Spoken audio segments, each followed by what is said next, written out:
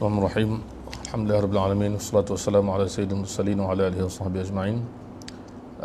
Malam ni insya-Allah kita akan menyambung bacaan kitab Sunan Ad-Darimi ataupun Musnad Ad-Darimi rahimahullah. Imam Ad-Darimi mengarang kitab beliau ini dengan memulakannya dengan permulaan yang agak berlainan daripada kitab-kitab hadis yang lain. Beliau memulakannya dengan bercerita tentang tanda-tanda kenabian dan mukjizat serta sifat-sifat Nabi sallallahu alaihi wasallam. Malam ni kita sampai pada bab ke-8, ke-8 hadis 58, iaitu bercerita tentang kelebihan yang dikurniakan secara umum kepada Nabi sallallahu alaihi wasallam. Kita sampai pada hadis 58. Kata Imam Ad-Darimi, akhbarana Abdullah bin Salih qala haddatsani Muawiyah عن يونس بن ميسرة عن أبي إدريس الخولاني عن ابن غنم أنه قال, dia cerita bahawa nazala Jibril turun ada Rasulullah sallallahu alaihi wasallam kepada Rasulullah sallallahu alaihi wasallam, fashaqqa batnahu, maka Nabi dibelah dada dan perut dia. Dibelah ini adalah mukjizat bagaimana dibedah atau dibelah. Dan kata sebagian ulama ia berlaku beberapa kali masa kecil. Kemudian yang kedua masa kecil juga, lebih besar sikit. Kemudian ketika sebelum dapat wahyu dan sebelum Isra' Mi'raj. Dia ada sebagian ulama kata begitu. Lalu Jibril berkata, qalbun waqi'un, Nabi ni hati dia hati yang waqi', iaitu hati yang teguh, yang kuat imannya dan kekuatannya. Fihi udhunani sami'atani wa ainani basiratani, hati itu ada telinga yang mendengar, yang sangat mendengar, yang mata yang sangat melihat. Maksudnya Nabi SAW dikurniakan pendengaran yang hebat, penglihatan yang bukan hanya melihat zahir, penglihatannya lebih daripada zahir dan melihat kepada segala keajaiban yang Allah berikan, yang Allah ciptakan. Muhammadur Rasulullah, nama dia Muhammad Rasulullah. Al-Muqaffa ni boleh baca dua baris, satu Muqaffa, satu Muqaffi. Ini adalah dalam Syama'il Muhammadiyah juga. Kalau maksudnya Muqaffa ni yang diikuti, manakala Muqaffi yang mengikuti. So Muqaffa ni Nabi ni diikut oleh umat dia. Kalau Muqaffi, Nabi mengikut para Nabi terdahulu. Itu maksud. Al-Hashir, ini nama Nabi juga, iaitu yang menghimpunkan. Maksudnya manusia dikumpulkan di belakang Nabi sallallahu alaihi wasallam. Khuluquka qayyimun, akhlakmu terbaik, qayyimun terbaik. Wa lisanuka sadiqun, dan lidahmu amat jujur. Wa nafsuka mutmainnah, dan hatimu tenang. Jadi makna Nabi sallallahu alaihi wasallam dapat begitu. Kemudian ayat 59, kata Imam Ad-Darimi, akhbarana Abdullah bin Salih qala hadatsani Muawiyah an Urwah bin Ruwaim an Amr bin Qais anna Rasulullah sallallahu alaihi wasallam qala, inna Allah adraka bi al-ajal al-marhum wa ikhtasara li ikhtisara. Nabi sallallahu alaihi wasallam telah menjadikan Nabi ini umur dia berkat walaupun singkat. Dan Nabi juga diberikan ringkasan kalam, maksudnya kata-katanya padat dan ringkas tapi padat mendalam. Jadi kita kata jawami'ul kalim tu. Kemudian fa nahnul akhiruna wa nahnus sabiqun yaumil qiyamah. Kita adalah umat, kata Nabi, yang akhir sekali. Maksudnya umat akhir zaman. Tetapi kita yang paling awal di akhirat, maksudnya dihitung amalan dan diberikan ganjaran. Ini Allah beri kemuliaan, walaupun datang lambat, tapi kita awal, kita akhir, dan kita juga umat yang mendahului, yang pertama di akhirat. Wa inni qailun qawlan ghaira fakhr, aku akan mengatakan satu kata-kata tanpa membangga diri. Ibrahim Khalilullah, Ibrahim kasih Allah, Khalilullah. Musa Safiullah, Musa pilihan Allah. Wa ana Habibullah, dan aku kasih Allah, Habib. Wa ma'i liwa'ul hamdi yaumil qiyamah, aku membawa panji-panji bendera kepujian pada hari kiamat. Maksudnya aku memimpin manusia beriman. Wa innallaha wa'adani fi ummati, dan Allah menjanjikan untukku, untuk umatku, wa ajarahum min thalath, dan Allah memelihara mereka daripada 3 perkara. La ya'ummuhum bisanah, mereka tidak akan dimusnahkan dengan kemarau atau sesuatu yang mematikan semuanya, tidak. Wala yasta'siluhum adu, dan musuh tidak dapat menghapuskan semua orang Islam, tak akan dapat, kadang-kadang kena sana sini. Wala yajma'uhum ala dhalalah, dan Allah tidak akan himpunkan umat di atas perkara kesesatan. Maknanya majoriti umat akan berada di atas kebenaran. Maka Allah memelihara umat kita daripada, umat Nabi Muhammad, umat kita, umat Islam, umat akhir zaman, daripada dihancurkan secara menyeluruh. Sebab itu dalam hadis-hadis kiamat kita tahu bahawa di akhir zaman umat Islam akan terus ada sampai di hujung Allah SWT bangkitkan ataupun utuskan angin yang suci yang mematikan semua roh orang beriman. Ketika itulah tinggal orang kafir sahaja, baru hancur dunia dan hancur alam. Bermakna umat Islam akan kekal sampai ke hujung. Jadi Allah matikan umat Islam di hujung itu hanya untuk sebagai rahmat, tidak mahu mereka melihat kerosakan kiamat. Itu maksud dia. Baik, kita sama masuk bab ke-9, bab yang menarik, iaitu bab ma ukrima bihin nabiyyu sallallahu alaihi wasallam, apa yang dimuliakan dengannya Nabi. Apa dia? Binuzudit ta'ami minas sama', dengan turunnya makanan dari langit.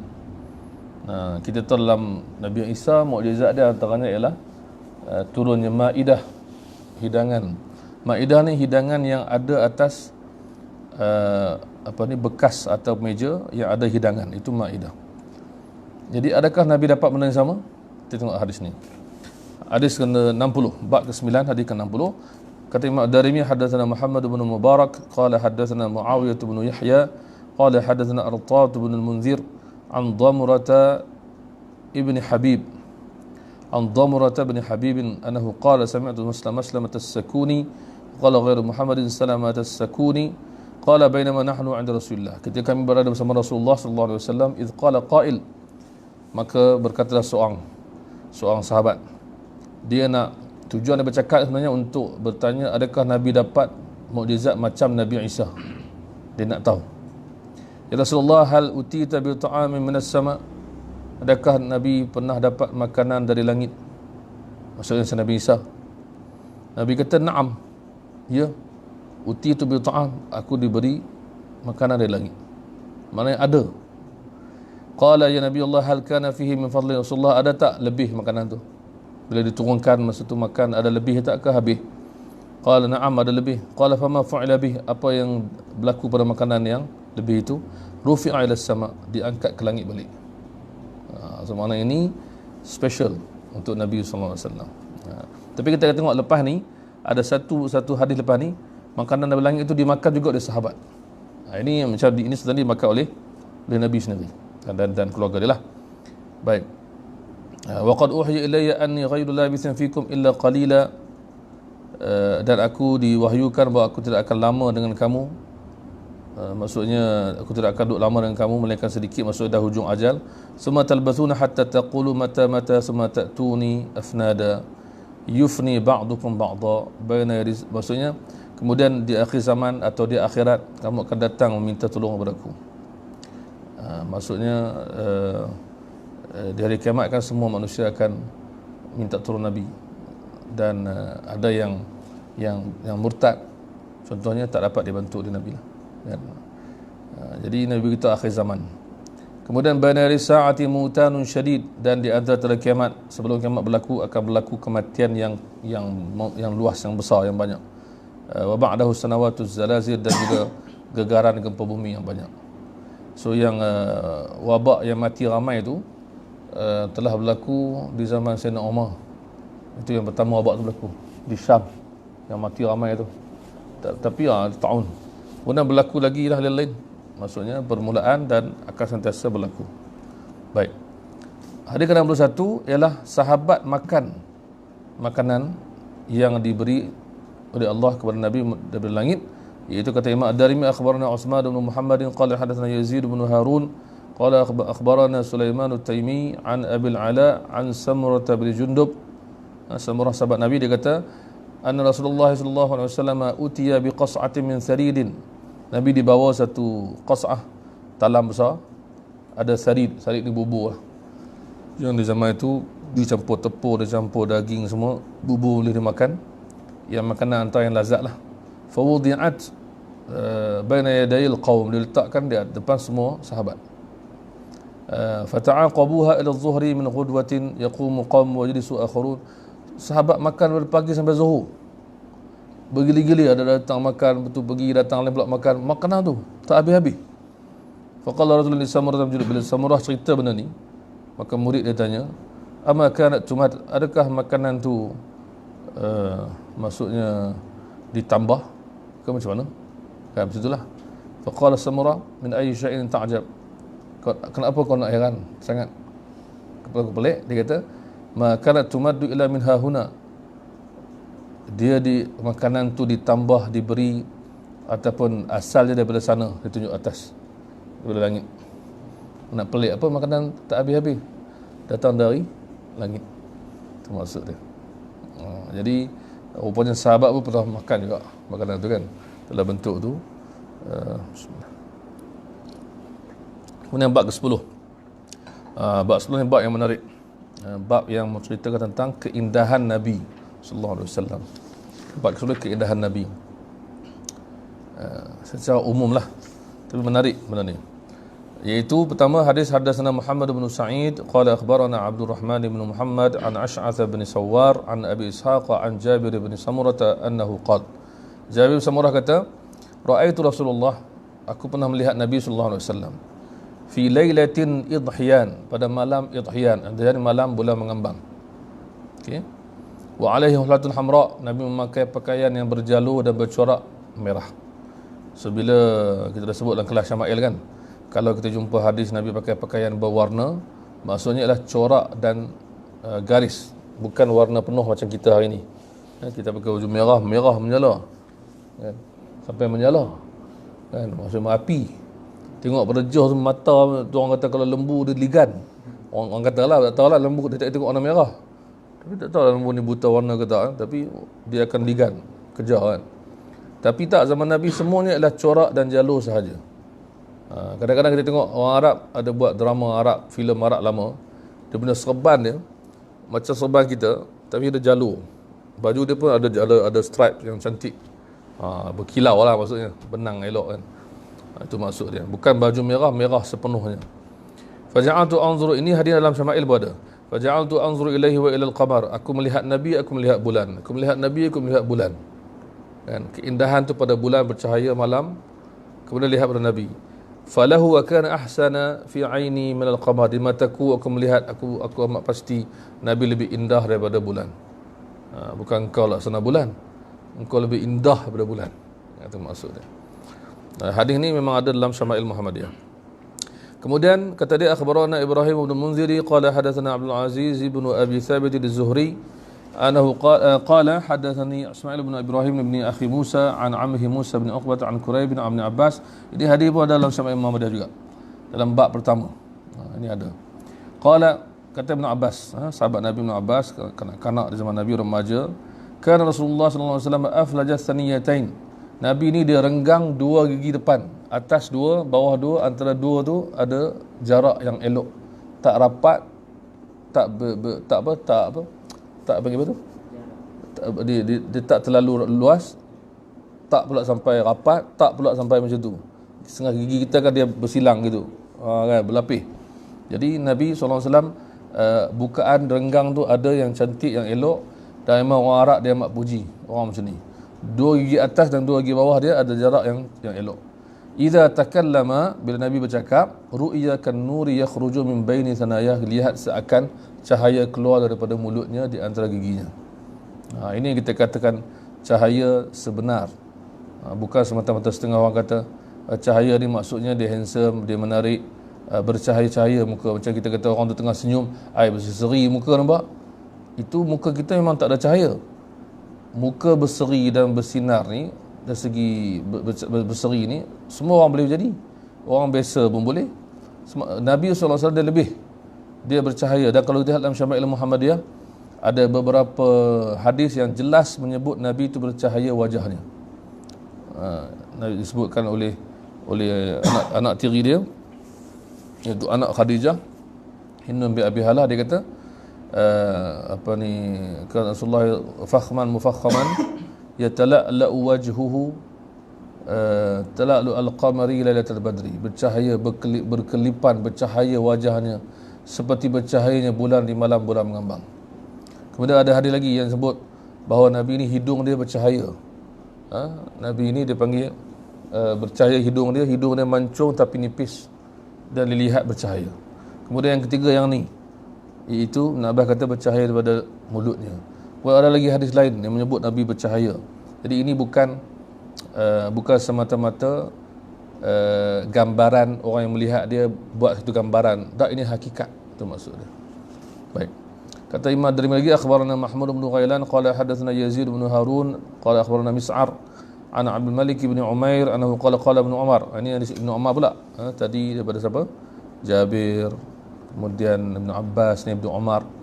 Ma ra'aitu ahadan anjada wala ajwada wala ashja'a wala awda'a min Rasulillah sallallahu alaihi wasallam. Tidak aku pernah melihat orang yang paling elok, paling segak, paling pemurah, paling berani, paling bercahaya lebih daripada Nabi sallallahu alaihi wasallam. Yang nak diberikan sekarang ni, perkataan nak ditekankan awda'. Awda' ni maksudnya bercahaya. Itu. Tak ada orang macam Nabi, kata Ibn Umar. Muka dia bercahaya, walaupun orang lain segak, tampan, elok, indah, tak ada yang macam Nabi sallallahu alaihi wasallam. Kemudian hadis lepas tu, khabarana Ibrahim bin Munzir al-Hizami qala hadatsana Abdullah bin Musa qala hadatsana Sulaiman bin Zaid an Abi Ubaidah bin Muhammad bin Ammar bin Yasir annahu qala qultu li Rubai' binti Muawwidh bin Afra. Dia sahabat Nabi yang perempuan. Sifi lana Rasulullah. Murid dia kata, ceritalah kepada kami macam mana rupa Nabi. Sifatkanlah ia kepada kami. Hadis ni tak ada kita jumpa dalam Syama'il. Ini antara tambahan yang bagus yang tadi pun sama. Ya bunayya law ra'aitahu ra'aita asy-syamsa tali'ah. Wahai anakku, kalau engkau tengok Nabi, engkau seakan melihat matahari sedang terbit. Matahari terbit bercahaya. Muka Nabi macam tu, dia kata. Nabi datang tu macam bercahaya semua tempat, macam matahari terbit menerangi bumi. Itu maksud dia. Bukan kecalang-calang ni, seperti matahari. Kata Imam Darimi lagi, akhbarana Hajjaj bin Minhal qala hadatsana Hammad bin Salamah qala akhbarana Thabit an Anas, itu Anas bin Malik, kana anahu qala kana Rasulullah sallallahu alaihi wasallam azhar al-lawn. Nabi ini warna dia azhar. Azhar ni diterjemahkan putih kemerahan, putih bercahaya. Itu muka Nabi. Ka'anna araqahu al-lu'lu'. Peluh dia macam mutiara. Peluh tu mengalir di muka Nabi, di badan Nabi, macam mutiara berada di wajah dia. Dahlah peluh tu wangi. Baik. Dia kata lagi, iza masya takaffa'a. Bila Nabi berjalan condong ke hadapan. Condong ke hadapan. Laju, tegap, dan bukan berjalan macam setengah hadis sebut, bukan seorang yang lemah atau yang sakit kayak, bukan. Dia seorang yang kuat, dan bukan pula orang yang sombong. Jalan dia jalan yang elok. Dan tangan Nabi, wa ma masastu hariratan wala dibajatan alyana min kaffihi sallallahu alaihi wasallam. Anak kata, aku tak pernah rasa kain sutera mana-mana jenis kain yang selembut tangan Nabi sallallahu alaihi wasallam.